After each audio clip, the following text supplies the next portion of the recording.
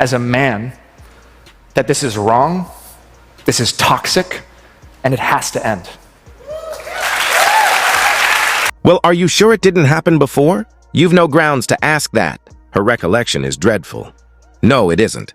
Several letters that should have remained private were instead sent directly to Judge Lee. In an extraordinary blunder, Blake Lively's latest solicitor inadvertently handed the judge the one document capable of completely dismantling her entire defense. A mistake as catastrophic as it sounds. Mid-scandal legal team changes apparently carry hidden dangers, such as neglecting to brief one's successor on which files are off-limits in open court. The unfortunate lawyer walked in believing he was upholding justice, only to deliver a ticking time bomb. What was intended to be a routine pretrial session to clarify procedural matters instead exposed the first genuine fracture in what has now become a faltering defense strategy. During yesterday's hearing, Blake's lead solicitor, David Michael Goddell, suddenly stood up, gathered his papers, and walked out without providing any formal explanation on record. Although court insiders later confirmed he cited irreconcilable ethical conflicts in a note handed to the judge, he did not return, and the trial continued without interruption. By the next morning, another solicitor from the same firm, reportedly a junior colleague of Goddell, had stepped in. It was immediately clear, however, that he was underprepared and had not been properly briefed. Nevertheless, the proceedings went on. The replacement introduced himself, acknowledged the abrupt handover, and attempted to uphold the defense's case, but quickly faltered with a statement that sparked the most severe backlash yet. Inexperienced and thrust into the courtroom amidst crisis, the newly appointed solicitor cited a disgraced advocate as a moral benchmark, a misstep that only deepened the chaos. What unfolded was more than a series of procedural blunders. It exposed an unraveling legal strategy and underscored the fragility of Blake's defense as her team struggled to retain control. Observers and court insiders alike began to question how long this improvised approach could withstand scrutiny. The defense pressed for application of the newly introduced Me Too law, legislation designed to prevent individuals accused of sexual harassment from suing their accusers for defamation. Addressing Judge Lehman, the new attorney presented a collection of letters submitted in support of Blake's case, urging the court to recognize them under this principle. He claimed the letters demonstrated vital public backing and were central to understanding the broader context of victim advocacy, insisting they be considered when assessing the atmosphere surrounding the trial. According to a detailed report by the Los Angeles Times, among these submissions was a letter from Elise Dorsey, a former federal employee and lawyer, which quickly became a focal point of controversy.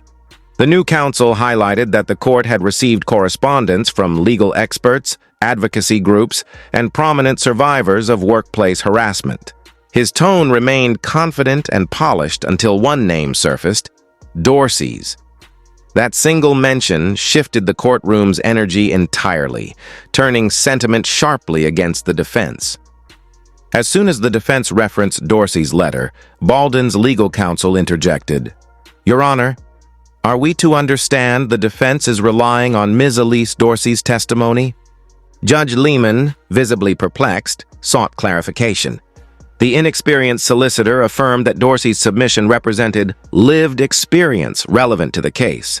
The judge, clearly unimpressed, challenged the logic of invoking testimony from someone whose credibility had already been publicly discredited and legally dismissed. The courtroom felt tense as the defense scrambled to justify its reliance on her. Elise Dorsey, once hailed as a pioneer of workplace accountability, has long been a controversial figure. Her high-profile legal battle, once celebrated as a watershed moment for victims' rights, later collapsed under the weight of newly uncovered evidence. It emerged that Dorsey had engaged in an 11-year consensual relationship with a married professor, a relationship she later characterized as harassment. When the professor countersued for defamation, the case ended in a settlement requiring Dorsey to pay damages, setting a legal precedent and leaving her reputation in tatters. Despite these well-documented facts, Blake Lively's replacement attorney made the fateful decision to spotlight Dorsey in open court, a move that not only undermined the defense's credibility, but also signaled To many observers, the beginning of its downfall. The courtroom was already tense after the previous day's turmoil.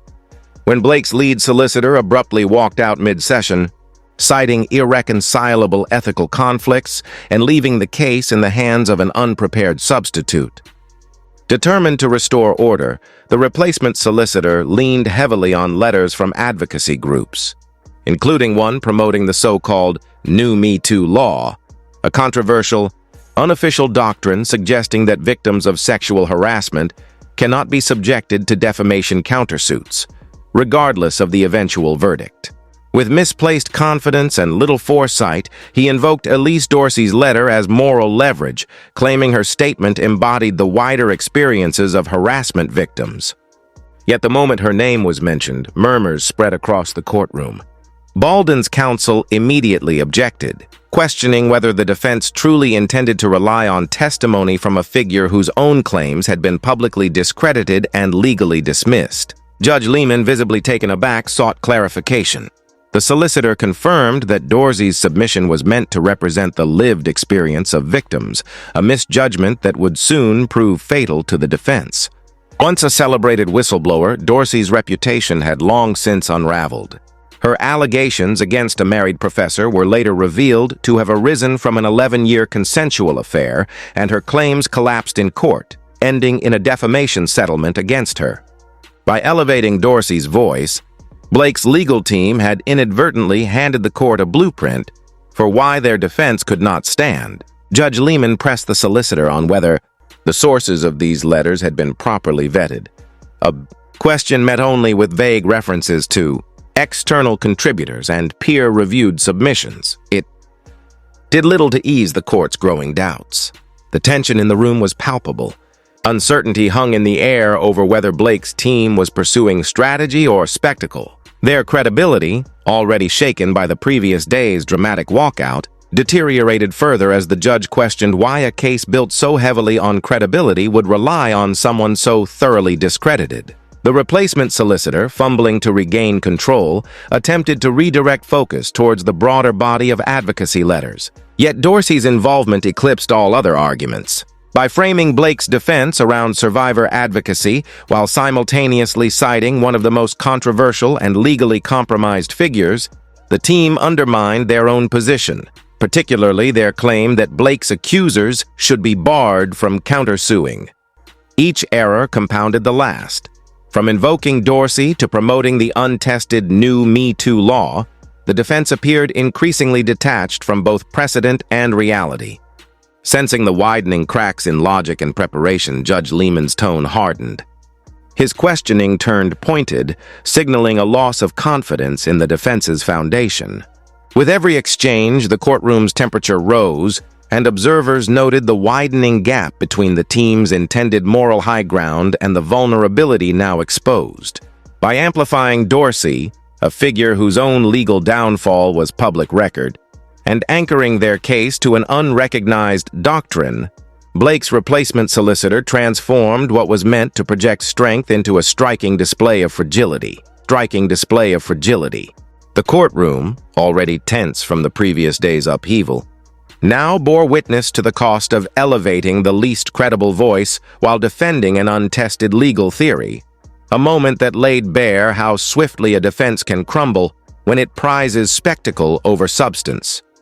Every question, every murmured exchange reflected the dawning realization that the strategy designed to shield Blake had instead magnified her vulnerability. In trying to merge survivor advocacy with legal argument, the defense had opened itself to scrutiny and doubt, leaving Judge Lehman and all present to weigh the case's merit against a backdrop of missteps, miscalculations, and a narrative unraveling in real time. The precise moment when confidence, credibility, and careful planning give way to exposure and potential defeat. But the damage did not stop there. The mistakenly submitted file contained not only Dorsey's letter, but also an explosive report by journalist Cassidy O'Connell, whose viral investigation had already dismantled Dorsey's credibility. The file included court records, text messages, and a detailed timeline painting a devastatingly clear picture that further undermined the defense. According to O'Connell's findings, Dorsey had maintained an 11-year relationship with the married professor she later accused of harassment, all while she herself was married. The investigation revealed flirtatious messages sent during the very period she claimed harassment had occurred, notes filled with affection, jealousy, and even veiled threats when the professor attempted to end the relationship. In one message, Dorsey allegedly wrote, "If you think you can just walk away from me, you're wrong." It was a detail so contradictory that its citation by Blake's legal team as part of their moral framework left the courtroom stunned. Judge Lehman personally examined the printed screenshots from O'Connell's report, reading aloud several of the most incriminating passages. The evidence painted Dorsey as someone who had repeatedly appeared at the professor's workplace, uninvited and emotional, demanding reconciliation and threatening exposure. Blake's counsel offered no objection, no denial, only a strained attempt to steer the conversation back toward abstract principles of advocacy, which now rang hollow against the weight of documented fact. Each new revelation chipped away at what little remained of the defense's credibility, exposing the fragility of a case built upon a witness whose story had been publicly dismantled and legally discredited. The courtroom, already uneasy from the prior chaos, now watched a cascade of miscalculations unfold. If Blake's legal team could so readily elevate a demonstrably false victim in pursuit of moral high ground, the question lingered. What other corners of truth might have been bent or ignored behind closed doors? By the end of the session, that question hung in the air like a verdict of its own, leaving the entire case teetering precariously on the edge of collapse. The courtroom, already strained from the previous day's turmoil, now faced the inevitable reckoning. The turning point came when it became impossible to spin the facts any further. Elise Dorsey had lost her case and paid to settle it. That admission, read aloud in federal court, stripped away any illusion that her letter carried judicial weight or credibility. It hadn't. It was crafted purely for damage control. The so-called New Me Too law, designed to protect voices like Dorsey's, suddenly appeared less like advocacy and more like a loophole for those who had failed in court yet still sought to rewrite the narrative. Judge Lehman, unimpressed, leaned forward and asked pointedly, "Do you expect this court to accept a legal theory constructed by someone held accountable for lying under oath?" The question landed like a hammer. Silence followed, the kind of silence that says everything words cannot. In that instant, the full extent of the defense's miscalculation was exposed, their credibility left in ruins before the judge and all present. As further evidence was reviewed, it became clear that Dorsey's downfall had been both personal and public. After more than a decade of a consensual relationship, she had sued her former partner for sexual harassment. He, in turn, sued her for defamation and won. The case concluded with Dorsey ordered to pay damages. Reports indicated she had even turned up on his university campus, shouting at him in anger. What had once been framed as bravery now looked unmistakably like retribution. The final blow came when Judge Lehman began scrutinizing the origins of the advocacy letters themselves. Who vetted these submissions? Who authorized their inclusion? Was Blake aware of who these contributors were? The answers, vague and evasive, only deepened the unease. In a courtroom, vagueness rarely signals prudence. It signals concealment. Lehman announced he would formally reconsider the admissibility of all advocacy letters linked to disputed legal outcomes, a declaration that stunned even the prosecution. If those letters were struck from the record, Blake's moral defense would collapse entirely. Just as the team appeared to have reached their lowest point, another scandal emerged, one far outside the boundaries of ordinary court procedure. During the review of the leaked files, the court uncovered an entirely different document. Archived Reddit threads, fully preserved and time-stamped, detailing Dorsey's alleged attempts to manipulate her public image online. According to the evidence, she had systematically deleted critical LinkedIn comments and scrubbed references to her failed lawsuit from public view. The threads, compiled by anonymous users and later referred to in court as Reddit detectives, revealed that strangers on the internet had conducted more due diligence than Blake's own legal team. The submission included before and after screenshots showing entire comment chains disappearing within hours of posting, with uncomfortable questions erased. Why had Dorsey maintained flirtatious contact with the man she accused? Why were the settlement terms hidden? And why was she promoting a legal doctrine based on a case she had lost? Those very comments, archived and cross-posted, reached the courtroom not by design, but through the blunder of a solicitor who had carelessly handed over the wrong folder. Judge Lehman read several of the posts aloud with deliberate precision before remarking, "This appears to be a pattern of narrative manipulation. Is the defense aware that the individual they cite as a moral authority is simultaneously erasing public records of her own legal defeat?" The silence that followed was suffocating.